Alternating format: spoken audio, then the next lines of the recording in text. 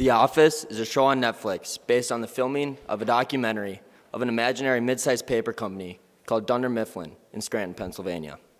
The show revolves around many unique characters, including Michael Scott, the quirky regional manager, Dwight Schrute and Jim Halpert, salesmen and office enemies, Creed Bratton, the criminal, hiding in plain sight as a quality assurance agent, and many more. From the constant pranks to the many relationships, the show involves all aspects of life in the workforce. My mother first introduced me to The Office when I was in 7th grade. Since then, I, like many of you here today, have indulged myself in the greatness of all 201 episodes over the last 6 years. However, I differ in the fact that I'm a self-proclaimed superfan of the series. Over the years, I've seen the show far too many times, and I've quoted it in almost every conversation.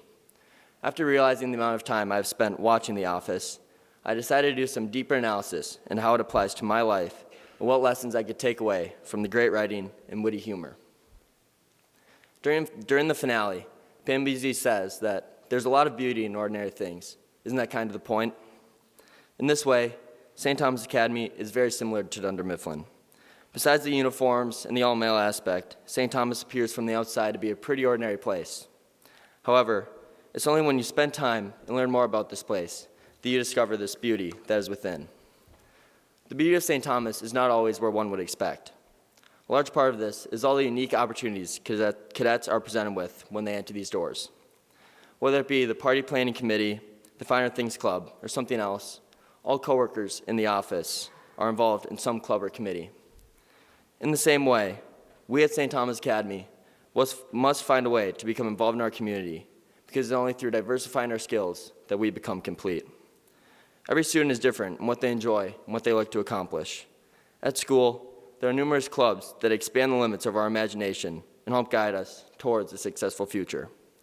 It is our duty, like the workers at Dunder Mifflin, to find what we enjoy and to strive to be the best at just that. Another takeaway from The Office is that there's not just one proper way to reach a common goal. This is exemplified through the teaching staff at St. Thomas.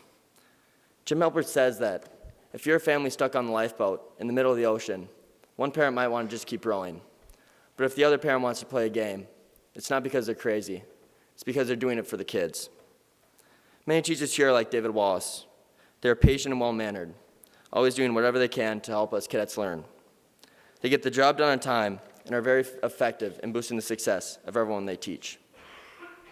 Mr. Westerback is a great example of a teacher who resembles the style of David Wallace.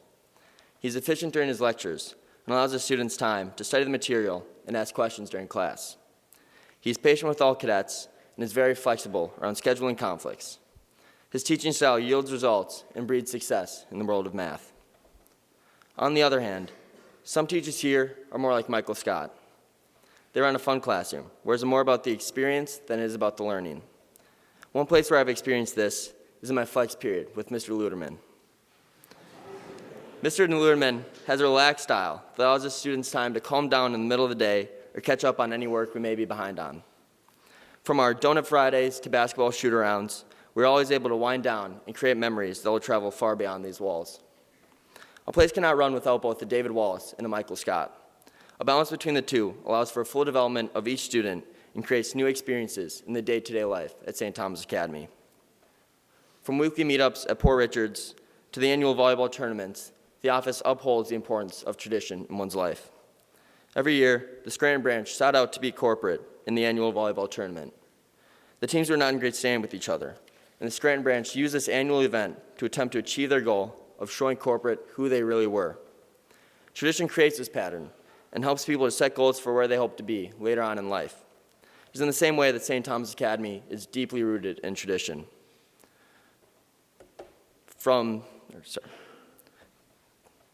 long tenures by faculty and multi-generational cadets to the annual homecoming week, we work to remember the past and improve it for the future. I myself come from a family of many cadets and see the important role St. Thomas plays in my life and my family's.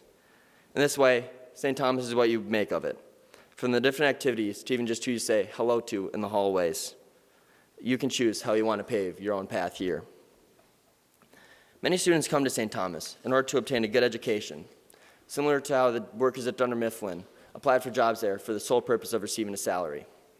However, in the end, it's about the relationships you make and the memories forged while you're there that stick with you when you leave. No cadet should spend their time here focusing on just grades, standardized test scores, sports, or building a resume. Your time here is short. It flies by before you even know it. Our job once we graduate is to go on new adventures and to find experiences that allow us to create even more memories that will later be seen as the good old days. Thank you, and God bless.